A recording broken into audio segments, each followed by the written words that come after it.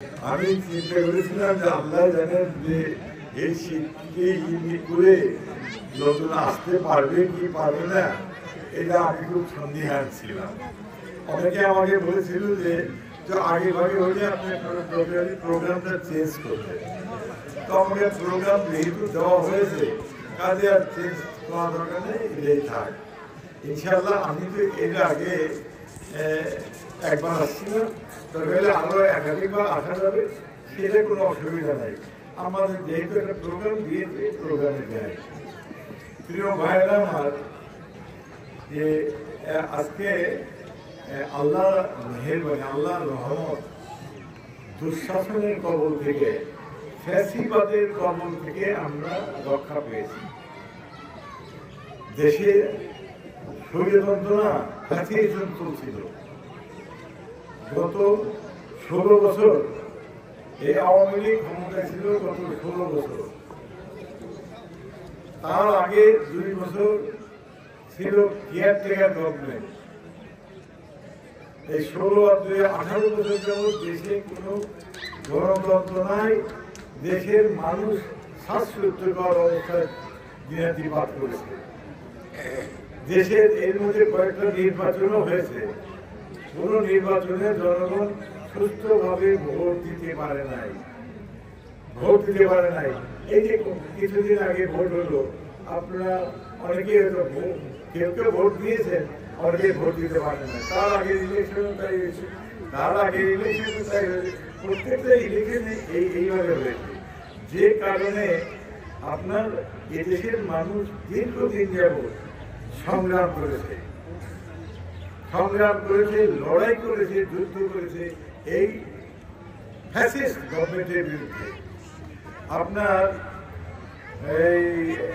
আপনার এখানে এই যে গভর্নমেন্টের পতন হয়েছে, পরিবর্তন হয়েছে, এগুলো সবই আল্লাহর ইয়ে। আপনি দেখেন, আমি খুব সিম্পল ভাঙিয়ে কথাগুলো বলছি। সেটা হলো এই আগস্ট মাসে শেখ হাসিনার বাপ, মা, ভাই, ভাবি সবাই বিদায় হয়েছে আগস্ট মাসে। সেই আগস্ট মাসের 5 তারিখে শেখ হাসিনা এখান থেকে পালিয়ে আমাদের এগেছে শত্রু রাষ্ট্র ভারতে যে আশ্রয় নিয়েছে। ভারতকে শত্রু রাষ্ট্র বলছি কেন? কারণ ভারত আমাদের প্রতিনিয়ত আমাদের বিরুদ্ধে চক্রান্ত, ষড়যন্ত্রে জড়িত, এবং আমাদের দেশের স্বাধীনতা ও সার্বভৌমত্বের বিরুদ্ধে সকল রকম চক্রান্ত এবং ষড়যন্ত্রের সঙ্গে এরা জড়িত। যে কারণে আপনার ওইখানে যে আশ্রয় নিয়েছে। এর আগে এই সরকারের বিরুদ্ধে প্রায় গত 16 বছর আন্দোলন হয়েছে, সংগ্রাম হয়েছে। কারণ 16 বছর বিএনপির নেতৃত্বে আন্দোলন হয়েছে, সংগ্রাম হয়েছে। সেই সংগ্রামে অসংখ্য লোকও মারা গেছে। বিএনপির দলের অনেক নেতা কর্মী মারা গেছে, অনেক নেতা কর্মীকে কারাগারে নিয়েছে, অনেকে আয়না ঘরে, ডিজিএফআই কর্তৃক তৈরি করা আয়না ঘরে নিয়ে আটকে রাখছে। আয়না ঘর ছাড়াও আপনার জেলখানে আটকে রেখেছে। আপনার বাংলাদেশের এমন কোনো গ্রাম নাই যে গ্রামের নেতৃস্থানীয় ব্যক্তি যারা বিএনপি করে তাদের বিরুদ্ধে মামলা হয় নাই। আপনার 1,10,000 মামলা হয়েছে, 1,10,000 মামলা হয়েছে। এবং আপনার 1,10,000 মামলা হয়ে থাকে, তাহলে চিন্তা করেন কত রোগী হতে পারে। প্রায় 56 লক্ষ লোকের বিরুদ্ধে মামলা হয়েছে। আপনাদের ইউনিয়নেও এই যে শুনলেন, আমাদের নুরুল মেম্বার সাহেব কারাগার থেকে ঘুরে এসেছে। আমাদের বাবুল চেয়ারম্যান সাহেব, নাগরপুর ইউনিয়ন পরিষদের সাবেক চেয়ারম্যান বাবুল সাহেব জেলখানা থেকে ঘুরে এসছে। এইরকম জেলের ভিতরে ছিল অসংখ্য লোক, অত্যাচার নির্যাতন করেছে সীমাহীন ভাবে। আর এই সরকারের বিরুদ্ধে যারা এই সরকারকে মানে বিতাড়িত করতে পারছে, তারা প্রথমে আন্দোলন শুরু করেছিল আপনার কোটা বিরোধী আন্দোলন। দেখেন আল্লাহ কি মেহেরবানি, কোটা বিরোধী আন্দোলন, এই আন্দোলনটা পলিটিক্যাল মুভমেন্ট ছিল না, এটা ছিল একটা নন পলিটিক্যাল মুভমেন্ট। সেই কোটা বিরোধী আন্দোলন সিম্পল ব্যাপার, এবং সেটা সে মেনে নিয়ে রাগ করে সব করে পদ্ধতি বাতিল করে দিল।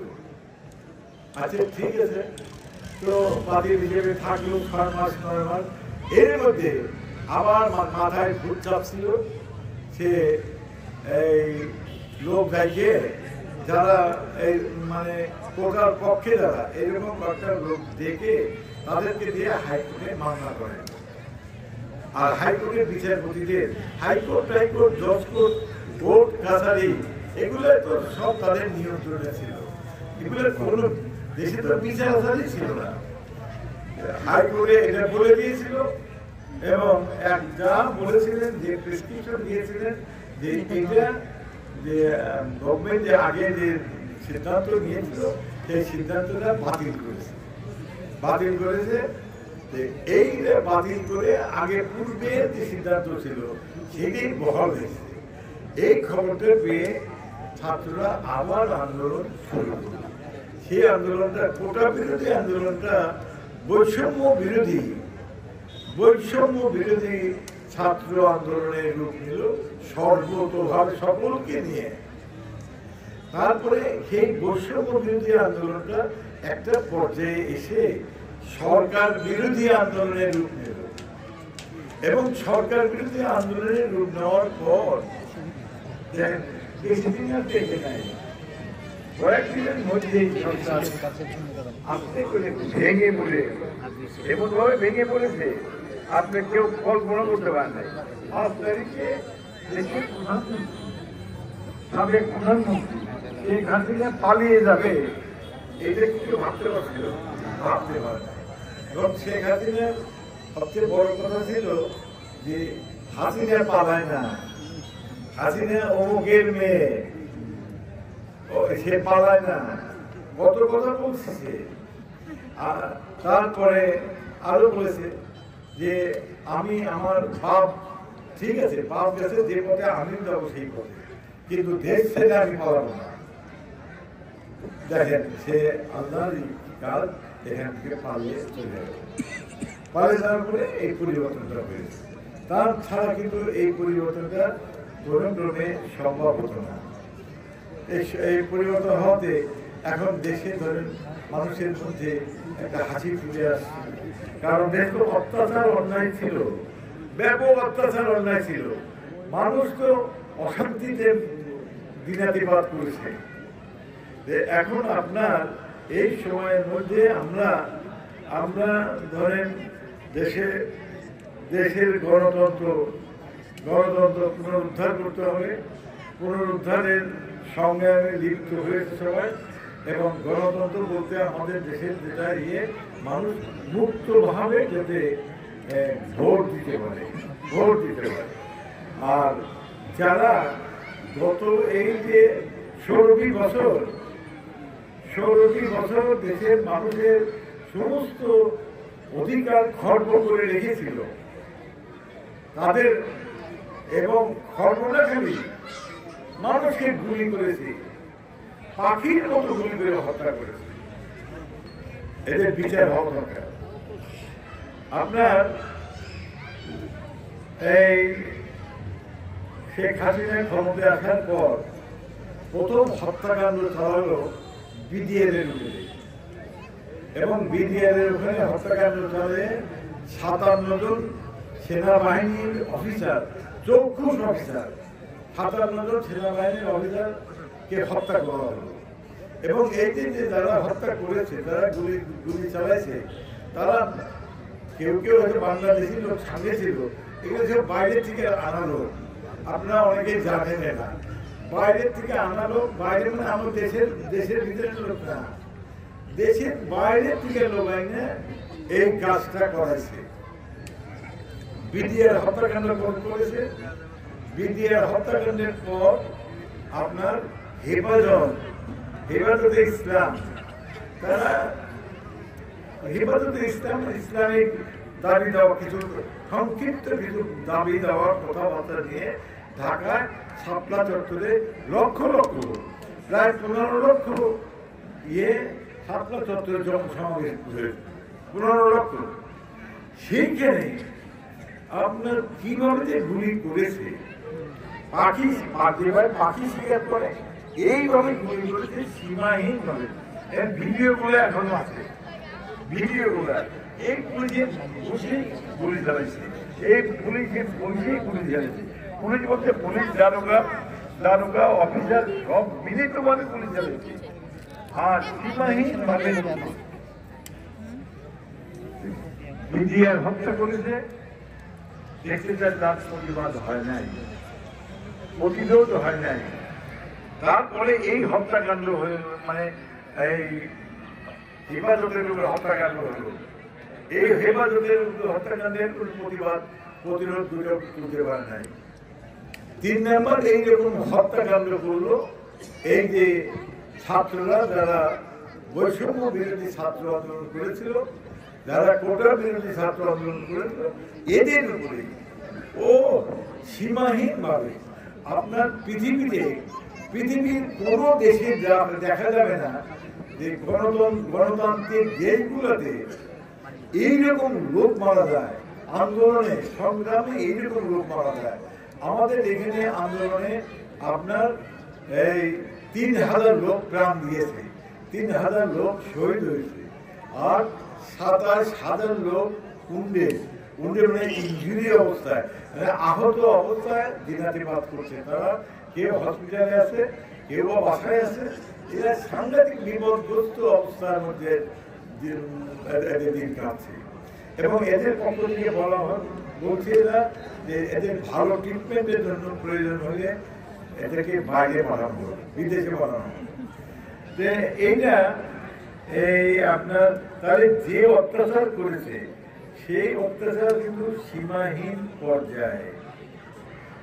এই অবস্থা দেখে ছাত্ররা ঝাঁপিয়ে পড়লো, যা যেহেতু এইভাবে যে অকাতরে প্রাণ দিয়েছে, আমাদের অনেক বন্ধু সহকর্মীদেরকে হত্যা করা হয়েছে, দরকার হলে আমরা জীবন দিব। জীবন দেওয়ার জন্য বাইরে থেকে তৈরি হয়ে আসছে, বাইরে থেকে তৈরি হয়ে আসছে। আর এরা যখন জীবন দিয়েছে, যারা উন্ডেড হয়েছে, যারা উন্ডেড তারা তো ভাবছে যে আমি বাঁচবো না। আর যারা জীবন দিয়েছে, শহীদ হয়েছে, মৃত্যুবরণ করেছে, তারা তো করেছে। যে এটা লাস্ট পর্যায়ে পুলিশে বলছে, যখনই আমরা গুলি করি, যখনই গুলি চালাই, একজনের গুলি লাগলে গুলি পড়ে যায়, পিছনের জন্য এগিয়ে আসে। আবার গুলি করি, আরেকজন যখন পড়ে যায়, তার পিছনের লোক এগিয়ে আসে। তার মানে গতিরুদ্ধ করে মানে মানুষ এমন ভাবে ঝাঁপিয়ে পড়েছে সীমাহীন পর্যায়ে।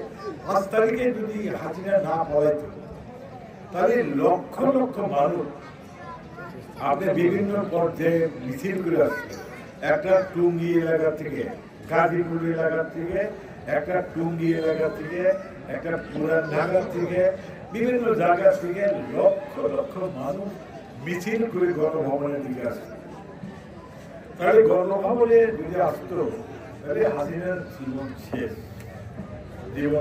সেখান থেকে রক্ষা করার জন্য সেনাবাহিনীর প্রধান তাকে এখান থেকে বের করে দিয়েছে।